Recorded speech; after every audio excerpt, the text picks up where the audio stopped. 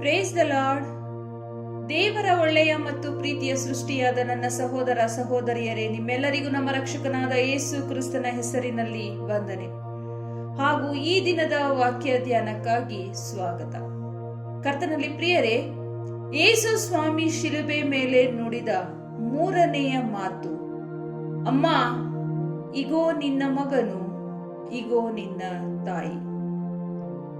ಕರ್ತನಲ್ಲಿ ಪ್ರಿಯರೇ, ಆತನನ್ನು ಜಜ್ಜುವುದು ಯೆಹೋವನ ಸಂಕಲ್ಪವಾಗಿತ್ತು. ಮಹಾಪರಿಶುದ್ಧ ದೇವರು ತನ್ನ ಏಕೈಕ ಪ್ರಿಯ ಕುಮಾರನ ಮೇಲೆ ಇಡೀ ಲೋಕದ ಪಾಪವನ್ನು ಹೊರಿಸಿದರು. 2 ಕೊರಿಂಥದವರಿಗೆ ಬರೆದ ಪತ್ರಿಕೆ 5ನೇ ಅಧ್ಯಾಯ 21ನೇ ವಚನದಲ್ಲಿ ಈ ರೀತಿಯಾಗಿ ಬರೆಯಲ್ಪಟ್ಟಿದೆ, ನಾವು ಆತನಲ್ಲಿ ದೇವರಿಗೆ ಸಮರ್ಪಕರಾದ ನೀತಿ ಸ್ವರೂಪಗಳಾಗುವಂತೆ ದೇವರು ಪಾಪ ಜ್ಞಾನವಿಲ್ಲದ ಆತನನ್ನು ನಮಗೋಸ್ಕರ ಪಾಪ ಸ್ವರೂಪಿಯಾಗ ಮಾಡಿದನು. ನಮ್ಮನ್ನು ನೀತಿ ಸ್ವರೂಪಿಗಳನ್ನಾಗಿ ಮಾಡುವುದಕ್ಕಾಗಿ ತನ್ನ ಮಗನನ್ನು ಪಾಪ ಸ್ವರೂಪಿಯಾಗಿ ಮಾಡಿದನು. ತಂದೆಯಾದ ದೇವರು ಪಾಪವನ್ನು ಎಷ್ಟರ ಮಟ್ಟಿಗೆ ದ್ವೇಷಿಸುತ್ತಾರೆ ಮತ್ತು ನಮ್ಮನ್ನು ಎಷ್ಟರ ಮಟ್ಟಿಗೆ ಪ್ರೀತಿಸುತ್ತಾರೆ ಅಂತ ಈ ಒಂದು ಘಟನೆಯ ಮೂಲಕ ನಾವು ತಿಳಿದುಕೊಳ್ಳಬಹುದು. ನಮ್ಮೆಲ್ಲರ ಪಾಪವನ್ನು ತನ್ನ ಮಗನ ಮೇಲೆ ಹಾಕಿ ಆ ಪಾಪಕ್ಕೆ ಆ ಮಗನ ಮುಖಾಂತರವೇ, ಅಂದರೆ ಯೇಸುವಿನ ದೇಹದ ಮೂಲಕ ಶಿಕ್ಷೆ ವಿಧಿಸಿ ತನ್ನ ಮಗನ ಮುಖಾಂತರವೇ ನಮ್ಮೆಲ್ಲರನ್ನು ರಕ್ಷಿಸಿಕೊಂಡ ಪ್ರೀತಿ ಪೂರ್ಣನು ನ್ಯಾಯವಂತನಾದ ದೇವರು ನಮ್ಮ ದೇವರು. ಯೆರೆಮೀಯನ ಪ್ರವಾದನೆಯ ಗ್ರಂಥ 9ನೇ ಅಧ್ಯಾಯ 24ನೇ ವಚನದಲ್ಲಿ ಈ ರೀತಿಯಾಗಿ ಬರೆಯಲ್ಪಟ್ಟಿದೆ, ಪ್ರೀತಿ ನೀತಿ ನ್ಯಾಯಗಳೇ ನನಗೆ ಆನಂದವೆಂದು ಯೆಹೋವನು ಅನ್ನುತ್ತಾನೆ. ಪ್ರೀತಿ ನೀತಿ ನ್ಯಾಯಗಳೇ ನನಗೆ ಆನಂದವೆಂದು ಯೆಹೋವನು ಅನ್ನುತ್ತಾನೆ. ಆದದರಿಂದ ಪಾಪಕ್ಕೆ ಶಿಕ್ಷೆ ವಿಧಿಸಲೇಬೇಕು ಎಂದುಕೊಂಡು ನಮ್ಮೆಲ್ಲರ ಪಾಪವನ್ನು ಆತನು ತನ್ನ ಮಗನ ಮೇಲೆ ಹಾಕಿ ಪಾಪಕ್ಕೆ ಶಿಕ್ಷೆ ವಿಧಿಸಿದಂತಹ ನ್ಯಾಯಾಧೀಶನಾದ ದೇವರು ನಮ್ಮ ದೇವರು. ಕರ್ತನಲ್ಲಿ ಪ್ರಿಯರೇ, ಯೇಸುವಿನ ತಾಯಿಯಾದ ಮರಿಯಳಿಗೆ ತನ್ನ ಹೊಟ್ಟೆಯಲ್ಲಿ ಹುಟ್ಟಿರುವ ಮಗು ಪರಾತ್ಪರನಾದ ದೇವರ ಮಗು ಅಂತ ಗೊತ್ತಿತ್ತು. ಯಾಕಂದರೆ ದೇವದೂತರು ಆಕೆಗೆ ಕಾಣಿಸಿಕೊಂಡು, ನೀನು ಗರ್ಭಿಣಿಯಾಗಿ ಒಂದು ಮಗನನ್ನು ಹಡೆಯುವಿ, ಆತನು ಪರಾತ್ಪರನಾದ ದೇವರ ಮಗನು ಅನ್ನಿಸಿಕೊಳ್ಳುವನು ಅಂತ ಹೇಳಿರ್ತಾರೆ. ಈ ವಿಷಯ ಆಕೆಗೆ ಗೊತ್ತಿರುತ್ತದೆ. ಮತ್ತೆ ಯೇಸು ಸ್ವಾಮಿ ಹುಟ್ಟಿದ ನಂತರ ದೂತರು ಹೇಳಿದ ಮಾತುಗಳನ್ನು ಕೇಳಿಸಿಕೊಂಡು ಬಂದಂತಹ ಕುರುಬರ ಮಾತುಗಳನ್ನು ಅಲ್ಲಿ ಇದ್ದಂತಹ ಜನರು ಕೇಳಿ ಆಶ್ಚರ್ಯ ಪಡ್ತಾರೆ. ಆದ್ರೆ ಮರಿಯಳು ಅದನ್ನೆಲ್ಲ ತನ್ನ ಮನಸ್ಸಿನಲ್ಲಿಟ್ಕೊಂಡು ಯೋಚನೆ ಮಾಡ್ತಾ ಇರ್ತಾಳೆ. ತನ್ನ ಹೊಟ್ಟೆಯಲ್ಲಿ ಹುಟ್ಟಿರುವಂತಹ ಈ ಮಗು ನಿಜವಾಗಿಯೂ ಪರಾತ್ಪರನಾದ ದೇವರ ಮಗನು ಅಂತ ಆಕೆಗೆ ಗೊತ್ತಿತ್ತು. ಮತ್ತು ಸಿಮಿಯೋನನೆಂಬ ದೇವ ಭಕ್ತನು ಮರಿಯಳಿಗೆ, ಇಗೋ ಈತನು ಇಸ್ರಾಯೇಲ್ ಜನರಲ್ಲಿ ಅನೇಕರು ಬೀಳುವುದಕ್ಕೂ ಅನೇಕರು ಏಳುವುದಕ್ಕೂ ಕಾರಣನಾಗಿರುವನು ಮತ್ತು ಜನರು ಎದುರು ಮಾತನಾಡುವುದಕ್ಕೆ ಗುರುತಾಗಿರುವನು. ಇದಲ್ಲದೆ ನಿನ್ನ ಪ್ರಾಣಕ್ಕಂತೂ ಅಲಗು ನಾಟಿದಂತಾಗುವುದು ಎಂದು ಮೊದಲೇ ತಿಳಿಸಿದ್ದರು. ಪ್ರಿಯರೇ, ಆಕೆಗೆ ತನ್ನಲ್ಲಿ ಹುಟ್ಟಿದಂತಹ ಮಗು ಪರಾತ್ಪರನಾದ ದೇವರ ಮಗು ಅಂತ ಗೊತ್ತಿತ್ತು.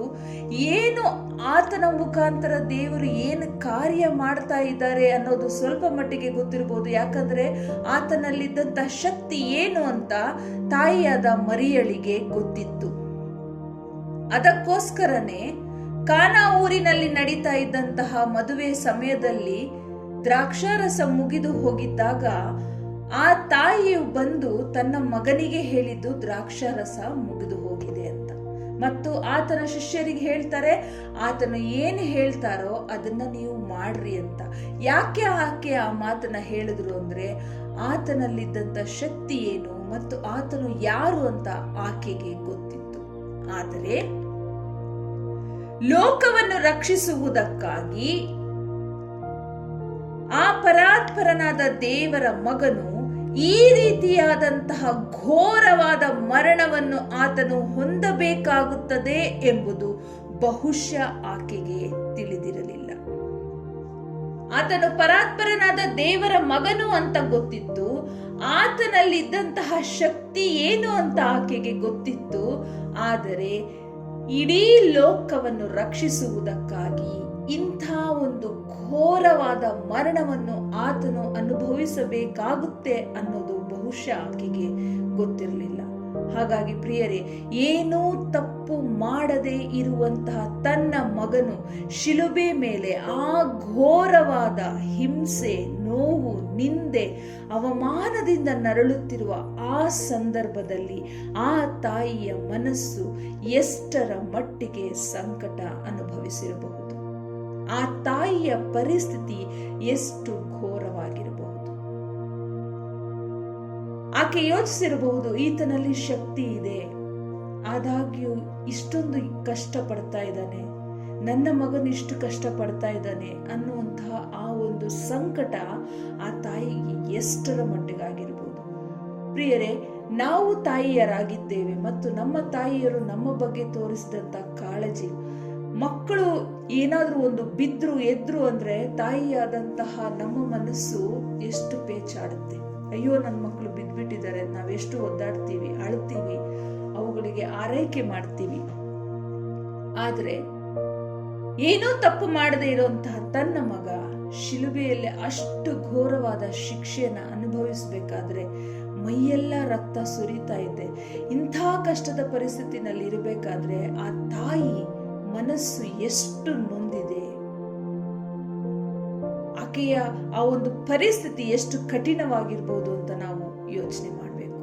ಕರ್ತನಲ್ಲಿ ಪ್ರಿಯರೇ, ಒಂದು ಕಡೆ ತಾಯಿಯಾದ ಮರಿಯಳ ಸಂಕಟ, ಮತ್ತೊಂದು ಕಡೆ ಇಡೀ ಲೋಕದ ಪಾಪವನ್ನು ಹೊತ್ತುಕೊಂಡ ಯೇಸು ಸ್ವಾಮಿ. ಆತನಿಗೆ ಎಷ್ಟು ಹೊಡೆದಿದ್ರು ಅಂದ್ರೆ ಆತನ ಮೈಯೆಲ್ಲ ರಕ್ತಮಯ. ಅಷ್ಟು ನೋವು ಸಂಕಟದಲ್ಲಿಯೂ ಸಹ ಆತನು ತನ್ನ ತಾಯಿಯನ್ನು ಜ್ಞಾಪಿಸಿಕೊಂಡರು. ತನ್ನ ನಂತರ ಇನ್ನು ಮುಂದೆ ತನ್ನ ತಾಯಿಯಾದ, ಇಹಲೋಕದ ತಾಯಿಯಾದ ಮರಿಯಳ ವಿಷಯದಲ್ಲಿ ತಾನು ಹೊರಬೇಕಾಗಿದ್ದಂತಹ ಜವಾಬ್ದಾರಿಯನ್ನು ತನ್ನ ಪ್ರಿಯ ಶಿಷ್ಯನಿಗೆ ವಹಿಸಿಕೊಟ್ಟರು. ಹಿರೀ ಮಗನಾಗಿ, ಜ್ಯೇಷ್ಠ ಪುತ್ರನಾಗಿ, ಮರಿಯಳ ಜ್ಯೇಷ್ಠ ಪುತ್ರನಾಗಿ ಆತನು ತನ್ನ ತಾಯಿಯ ಜವಾಬ್ದಾರಿಯನ್ನು ತನ್ನ ನಂತರ ತನ್ನ ಶಿಷ್ಯನಿಗೆ ವಹಿಸಿಕೊಟ್ಟರು. ಯೋಹಾನನು ಬರೆದ ಸುವಾರ್ತೆ 19ನೇ ಅಧ್ಯಾಯ 26ನೇ ವಚನದಲ್ಲಿ ಈ ರೀತಿಯಾಗಿ ಬರೆಯಲ್ಪಟ್ಟಿದೆ, ಯೇಸು ತನ್ನ ತಾಯಿಯನ್ನು ಹತ್ತಿರದಲ್ಲಿ ನಿಂತಿದ್ದ ತನ್ನ ಪ್ರೀತಿಯ ಶಿಷ್ಯನನ್ನು ನೋಡಿ ತಾಯಿಗೆ, ಅಮ್ಮ, ಇಗೋ ನಿನ್ನ ಮಗನು ಎಂದು ಹೇಳಿದನು. ತರುವಾಯ ಶಿಷ್ಯನಿಗೆ, ಇಗೋ ನಿನ್ನ ತಾಯಿ ಎಂದು ಹೇಳಿದನು. ಕರ್ತನಲ್ಲಿ ಪ್ರಿಯರೇ, ಇಷ್ಟು ಘೋರವಾದ ನೋವನ್ನು ಅನುಭವಿಸುತ್ತಿರುವಾಗಲೂ ಸಹಿತ ತನ್ನ ತಂದೆಗೆ, ಅಂದರೆ ಪರಲೋಕದಲ್ಲಿರುವ ತನ್ನ ತಂದೆಗೆ ಕೊಟ್ಟಂತ ಮಾತು, ಆತನು ವಹಿಸಿಕೊಟ್ಟಂತಹ ಜವಾಬ್ದಾರಿಯನ್ನು ಸಂಪೂರ್ಣವಾಗಿ ಮುಗಿಸುವುದರ ಜೊತೆಯಲ್ಲಿ ಇಹಲೋಕದಲ್ಲಿ ತಾಯಿಯಾದ ಮರಿಯಳ ಜವಾಬ್ದಾರಿಯನ್ನು ಸಹ ತನ್ನ ಶಿಷ್ಯನಿಗೆ ವಹಿಸಿಕೊಡುವುದರ ಮೂಲಕ ಆ ಜವಾಬ್ದಾರಿಯನ್ನು ಸಹಿತ ಮಾಡಿ ಮುಗಿಸಿದರು. ಪ್ರಿಯರೇ, ಯೆಹೋವ ದೇವರು ಯೇಸುವಿನ ವಿಷಯದಲ್ಲಿ ಈತನು ಪ್ರಿಯನಾಗಿರುವ ನನ್ನ ಮಗನು ಅಂದರು. ಯೇಸು ಸ್ವಾಮಿ ತನ್ನ ನಂತರದ ತನ್ನ ತಾಯಿಯ ಜವಾಬ್ದಾರಿಯನ್ನು ತನ್ನ ಪ್ರಿಯ ಶಿಷ್ಯನಿಗೆ ವಹಿಸಿಕೊಡುವುದರ ಮೂಲಕ ಈತನು ನನ್ನ ಪ್ರೀತಿಯ ಶಿಷ್ಯನು ಎಂದು ತೋರಿಸಿಕೊಟ್ಟರು. ಇದು ಮಾತ್ರವಲ್ಲದೆ ಅತಿ ಪ್ರಾಮುಖ್ಯವಾದ ಗ್ರಂಥವಾದ ಪ್ರಕಟಣೆಯ ಗ್ರಂಥವನ್ನು ತನ್ನ ಪ್ರಿಯ ಶಿಷ್ಯನಾದ ಯೋಹಾನನಿಂದ ಬರೆಸಿದರು.